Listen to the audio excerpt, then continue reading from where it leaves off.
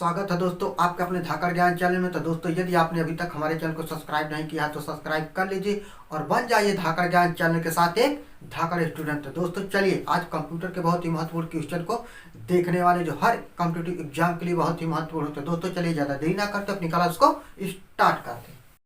चलिए दोस्तों देखिए पहला क्वेश्चन है, निम्नलिखित में से किसे कंप्यूटर का पितामह कहा जाता है। दोस्तों बहुत ही इंपॉर्टेंट क्वेश्चन है, निम्नलिखित में से किसे कंप्यूटर का पितामह कहा जाता है। तो दोस्तों जितने भी क्वेश्चन का आप आंसर दे ले जाते हैं लास्ट में कमेंट बॉक्स करके कमेंट में हमें ज़रूर बताना कि आप कितना सही कर ले जाते हैं। दोस्तों इसका ऑप्शन बी सही हो जाएगा। चार्ल्स बेबेज को कंप्यूटर का पितामह कहा जाता है और इनका जन्म 1791 ईस्वी को हुआ था।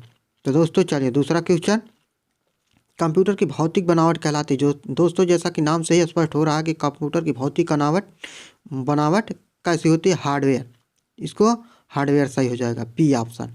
तो दोस्तों ये हार्डवेयर हो जाएगा, भौतिक बनावट जिसे हम छू सकते हैं देख सकते हैं उसको हार्डवेयर कहते हैं और जिसको हम देख नहीं सकते छू नहीं सकते उसको सॉफ्टवेयर कहते हैं। चलिए अगला क्वेश्चन देखिए, वह हार्डवेयर डिवाइस कौन सी है जिसे आमतौर पर कंप्यूटर का ब्रेन कहा जाता है। दोस्तों सबसे ज़्यादा महत्वपूर्ण क्वेश्चन है ये कि कंप्यूटर का ब्रेन किसे कहा जाता है। सीपीयू को मतलब सेंट्रल प्रोसेसिंग यूनिट इसका फुल फॉर्म होता है। दोस्तों वीडियो को लाइक यदि आपने नहीं किया तो जरूर कर दीजिए दोस्तों, क्योंकि बहुत ही महत्वपूर्ण क्वेश्चन आपके लिए लेकर आया हूँ दोस्तों।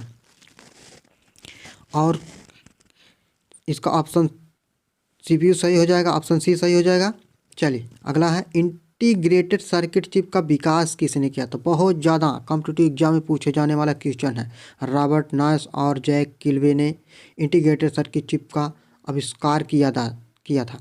और आगे बात करें तो इस पर सिलिकॉन की परत चढ़ी हुई होती है। आईसी मतलब इंटीग्रेटेड सर्किट पर सिलिकॉन की परत चढ़ी हुई होती है। तो दोस्तों बहुत ही इम्पॉर्टेंट क्वेश्चन है।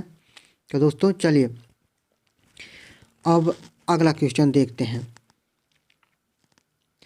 चुंबकीय डिस्क पर किस पदार्थ की परत होती है। चुंबकीय डिस्क पर किस प्रकार की परत होती है। दोस्तों चुंबकीय डिस्क पर आयरन ऑक्साइड की परत होती है। तो दोस्तों बहुत ही महत्वपूर्ण क्वेश्चन है। चलिए अगला देखते हैं, कंप्यूटर में किसी शब्द की बनावट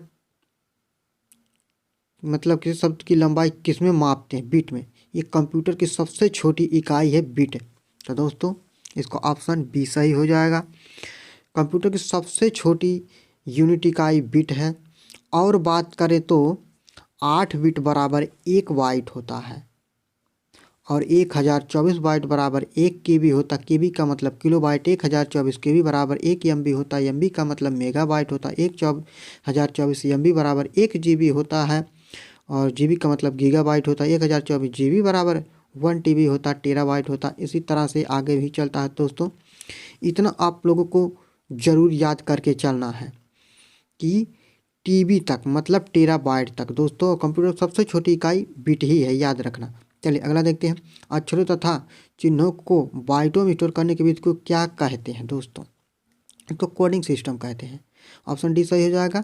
अक्षर चिन्हों को बाइटों में स्टोर करने की विधि को कोडिंग सिस्टम कहते हैं। चलिए अगला देखिए, 1024 अभी हमने आगे बात की 1024 बाइट बराबर क्या होगा।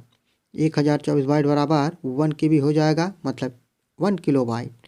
तो इसका ऑप्शन डी सही हो जाएगा। चलिए अगला देखिए, किसी प्रोग्राम में बग क्या होता है। किसी प्रोग्राम में बग क्या होता है। तो बग का मतलब होता है एरर, जैसे कोई त्रुटि हो जाती है उसी को बग कहते हैं। तो दोस्तों बग हो जाएगा इसका आंसर बी, मतलब एरर का मतलब कोई त्रुटि हो, गलती हो, उसी को एरर कहते हैं। चलिए अगला है 10 नंबर, डिजिटल कंप्यूटर किस सिद्धांत पर कार्य करता है। दोस्तों ये गणना के सिद्धांत पर कार्य करता है। डिजिटल कंप्यूटर गणना के सिद्धांत पर कार्य करता है। अगला देखिए, सर्वाधिक तेज गति का प्रिंटर कौन सा है। तो दोस्तों सर्वाधिक तेज गति का प्रिंटर लेजर प्रिंटर है। लेजर प्रिंटर सर्वाधिक तेज गति का प्रिंटर होता है क्योंकि इसकी क्वालिटी जो होती है बहुत बेटर होती है। चलिए दोस्तों 12 नंबर देखिए, सुपर कंप्यूटर अन्य कंप्यूटर से किस संदर्भ में भिन्न है। सुपर कंप्यूटर देखिए परिकलन क्षमता और बृहत स्मृति भंडार की वजह से सुपर कंप्यूटर अन्य कंप्यूटर से भिन्न होता है। तो दोस्तों इसका ऑप्शन सी सही हो जाएगा। चलिए अगला देखिए 13 नंबर, निम्नलिखित में से कौन सी वैज्ञानिक कंप्यूटर भाषा है? निम्नलिखित में से कौन सी वैज्ञानिक कंप्यूटर भाषा है? तो दोस्तों इसमें तो सभी जो है कंप्यूटर की भाषा ही है, लेकिन इससे पूछा वैज्ञानिक कंप्यूटर भाषा, इसका आंसर हो जाएगा सी फॉरट्रान, मतलब फार्मूला ट्रांसलेशन इसका फुल फॉर्म है। चलिए ये तो हो गया वैज्ञानिक कंप्यूटर की भाषा। अगला देखिए, कोबोल भाषा किसके लिए उपयोगी है? तो दोस्तों कोबोल भाषा व्यावसायिक कार्य के लिए उपयोगी होती है। इसका आंसर ए सही हो जाएगा।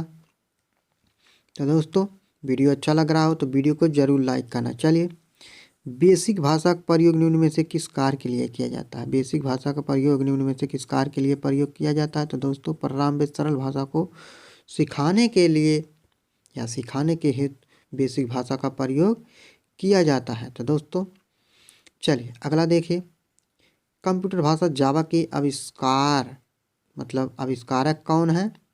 तो दोस्तों इसका ऑप्शन सी हो जाएगा सन माइक्रोसिस्टम के द्वारा जावा का आविष्कार किया गया था, जो 1995 में हुआ था। सन माइक्रोसिस्टम के द्वारा जावा सॉफ्टवेयर का निर्माण हुआ था। दोस्तों चलिए अगला देखिए, कौन सा सॉफ्टवेयर शब्द संशोधन में प्रयोग किया जाता है? कौन सा सॉफ्टवेयर शब्द संशोधन में प्रयोग किया जाता है? तो दोस्तों ये किया जाता है MS वर्ड, मतलब माइक्रोसॉफ्ट वर्ड। तो दोस्तों MS वर्ड माइक्रोसॉफ्ट कंपनी का सॉफ्टवेयर है। चलिए अगला देखिए, इंटरनेट के क्षेत्र में www का सही रूप क्या, मतलब उसका फुल फॉर्म क्या है? W का फुल फॉर्म ही पूछा गया है, वर्ल्ड वाइड वेब हो जाएगा। ऑप्शन बी सही हो जाएगा। दोस्तों चलिए वर्ल्ड वाइड वेब के बारे में और समझ लेते। टिम बर्नर्स-ली के द्वारा मतलब आविष्कारक यही थे, टिम बर्नर्स-ली। चलिए आगे देखिए, रैम इसका फुल फॉर्म पूछा है रैम का। इसका आंसर हो जाएगा रैंडम एक्सेस मेमोरी, जो कि रैम का फुल फॉर्म है, और इसी को अस्थायी मेमोरी भी कहते हैं। और रोम को रीड ओनली मेमोरी कहते हैं। ये अस्थायी मेमोरी होती है, जैसा कि नाम से यह स्पष्ट पता चल रहा है कि रीड ओनली मेमोरी मतलब केवल पढ़ा जा सकता है।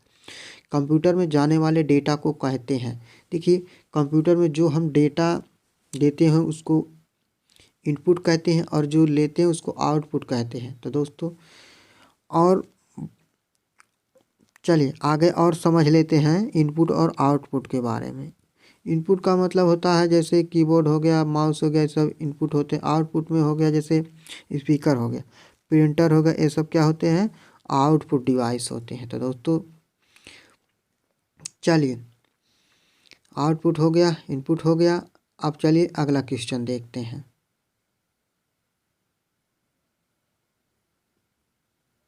चलिए, कंप्यूटर के भाग जो जोड़ घटा गुणा भाग और तुलनात्मक कार्य करता है। कंप्यूटर के भाग जो, इसका ऑप्शन ALU हो जाएगा, मतलब ALU अर्थमेटिक लॉजिक यूनिट होता है। चलिए 23 नंबर, LCD का पूरा नाम क्या है? LCD उसी तरह LED भी होता है। LCD का पूरा नाम है लिक्विड क्रिस्टल डिस्प्ले, इसका ऑप्शन डी सही हो जाएगा। और उसी तरह से LED होता है लाइट इमिटिंग डायोड हो जाएगा। चलिए 24 नंबर देखिए, कंट्रोल शिफ्ट और आल्ट को की कहा जाता है। कौन सा की कहा जाता है? तो दोस्तों इसको मॉडिफायर की कहा जाता है। कंट्रोल शिफ्ट और आल्ट को मॉडिफायर की कहा जाता है। दोस्तों इसका ऑप्शन ए सही हो जाएगा, मॉडिफायर। अगला देखिए, रैम किस प्रकार की मेमोरी है? दोस्तों अभी हमने बताया रैम एक अस्थायी मेमोरी है, और इसी को मुख्य मेमोरी भी कहते हैं।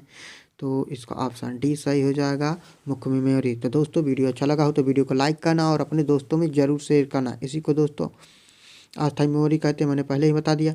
चलिए वीडियो देखने के लिए आप लोगों का बहुत बहुत धन्यवाद। तो दोस्तों, और रोम को भी मैंने बता दिया। तो चलिए वीडियो को समाप्त करते हैं। वीडियो देखने के लिए आप लोगों का बहुत बहुत धन्यवाद।